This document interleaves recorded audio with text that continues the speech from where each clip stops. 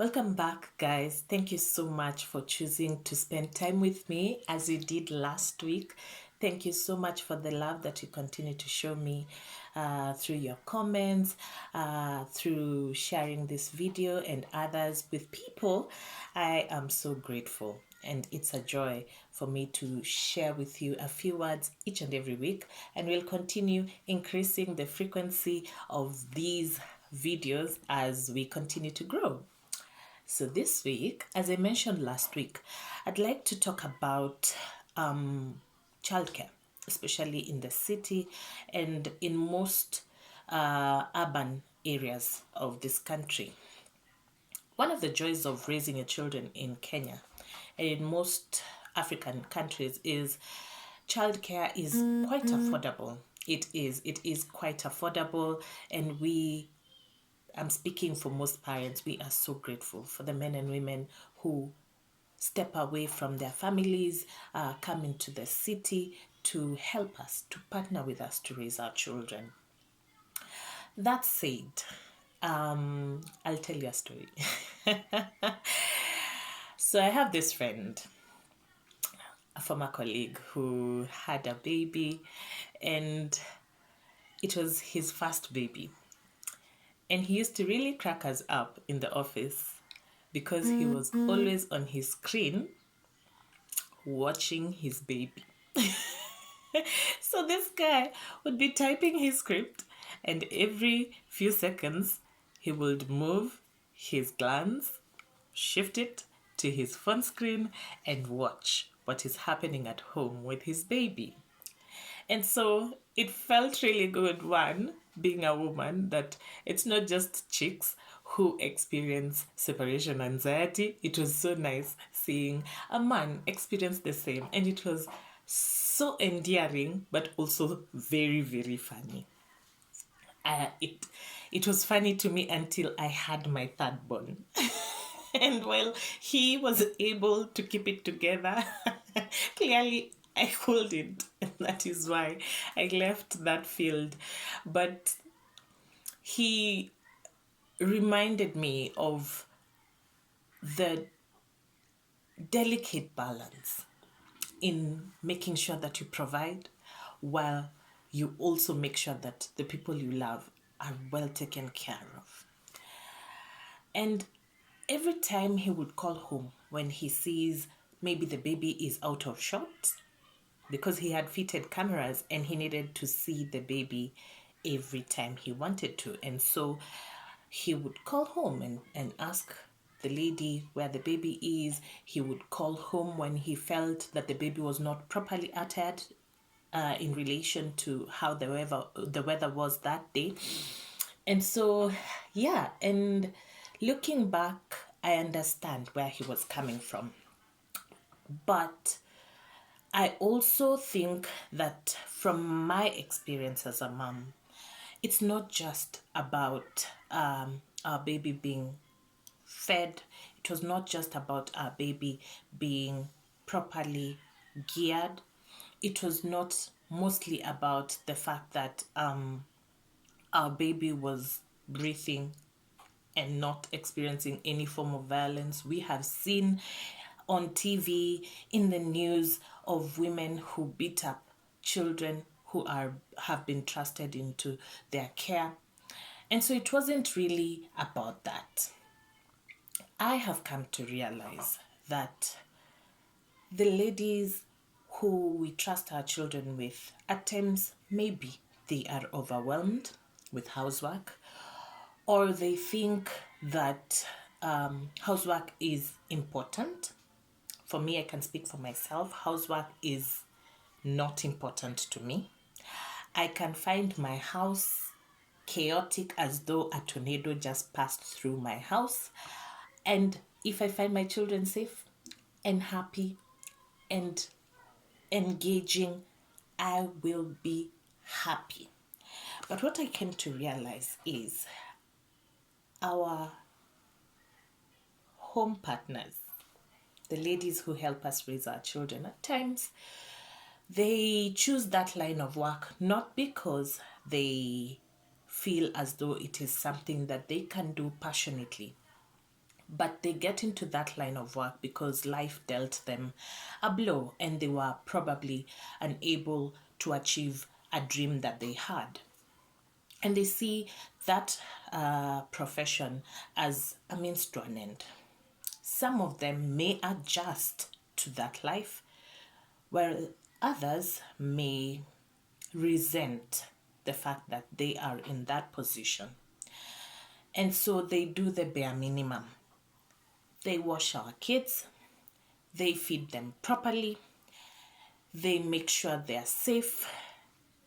But one thing they forget to do is invest in these children. I mentioned in passing last week that my son had delays in his milestone, and I didn't spend a lot of time with him because I had just gone back into the media industry and my schedule was crazy. And I felt that I had a partner at home. I, however, came to realize that some people don't really adjust with the child in their care because I was able to live with that lady for quite some time. My firstborn daughter was a little bit fast in catching up with her milestones, but my son needed a little bit more help, more encouragement. The gadgets that we have in our houses, the television set, the Wi-Fi connection, they may be good and entertaining, but they may be affecting our children without us knowing. Some of our helpers, if I can call them that, they are so engaged in programs on the television, in music videos, on the internet, and at times they forget that they are minding children. They forget to engage with them. A child cannot learn language without someone talking to them. And so at times your child is failing to meet his talking milestone, not because he's unable to, but because he doesn't have words that he can relate to. Because for the longest time, which is the longest time that we spend in the office, he is in the care of someone who will not talk to him or her, who will not engage with him or her. And so he's unable to make out words, and the person who is with him or her doesn't know what he's saying when he's trying to make out words. And so he becomes frustrated, and so he's not able to move up in his vocabulary, in his sentence construction. And so it is quite frustrating because as a parent, you start asking yourself, what is wrong with my baby? Do we need to go and find an occupational therapist? Whereas these are skills that someone can be able to impart on this child. And so while you are out there taking care of business, it is good to also ask, observe. Because at times when you are at home and you're seeing these ladies feed our children, you can see their mannerism. You can see whether they are talking to these children. You can see whether she is making out the baby talk. Because you can know that a person is engaging with your child if that person is able to understand gestures, baby talk, what this baby is saying. And it is so easy to see whether the person you have at home is invested in her job and in our children. We are so grateful that our children are safe. We are so grateful that our children are well fed. We are so grateful that our houses have a semblance of order. But you know what? I will be even more grateful to see that my child is developing. And we forget that a child's growth is not just physically, a child's growth is also measured in their developmental milestones, whether they are achieving them. And so, my message to the people who have been trusted with this great ministry of child care, I am appealing to you to shelve the dreams that you may have. Shelve them.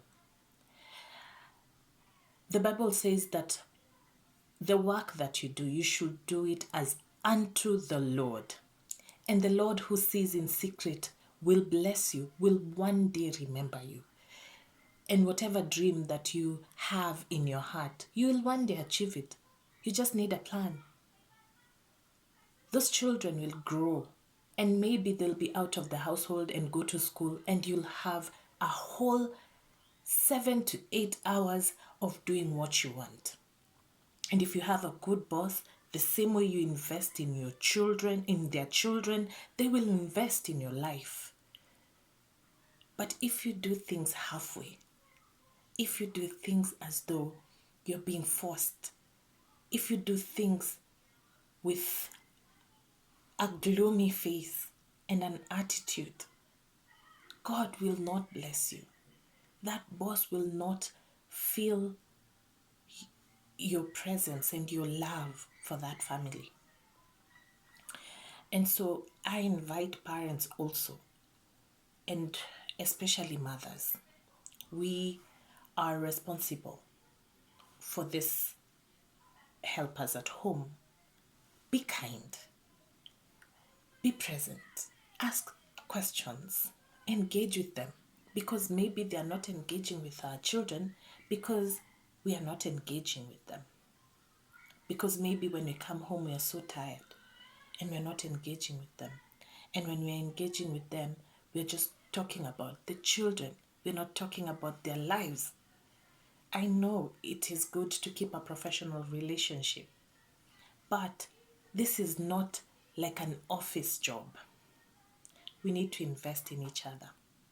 See whether you can plug into their lives in one way or the other. If you have grown children and they have 8 to 5 every other Monday to Friday free, when they clean their house, they cook the breakfast and see off the children to school, they are left in the house without anything to engage. Find them something to do. The ones who want to go back to school, invest in them. But for you, who is responsible for those children, make sure that you're deserving of that investment that I am talking about. Take care of each other. Love each other. That's why we're in this world. We're in this world to love each other, to help each other. Whatever we do in our offices, it should be it is all ministry to be able to uplift one person at a time, or even as many as you're able to at once. Thank you so much. I am so glad that I get to share these insights because some of them you have to go through certain experiences for you to realize that you need to adjust how you do your life. And these are my adjustments, and I am happy to share with you these adjustments. And give me comments. Tell me what you'd like to learn from my journey as a parent. I have been a mother for the last 8 years. My firstborn has turned 8 last month, actually. No, 2 months in July. And the journey has been different with each and every baby I've had. And so I am happy to share these experiences, and I am happy to bring on board mothers that I continue to learn from. My mom is amazing. My mom raised 6 children. I don't know how she did it. And right now she's taking care of over 100 children at her children home that I will talk about in a separate video as I share with you what we continue to do for society, for God, and for country. I love you. continue loving each other, continue taking care of the person next to you. Until next week, see ya. Subscribe, comment, share.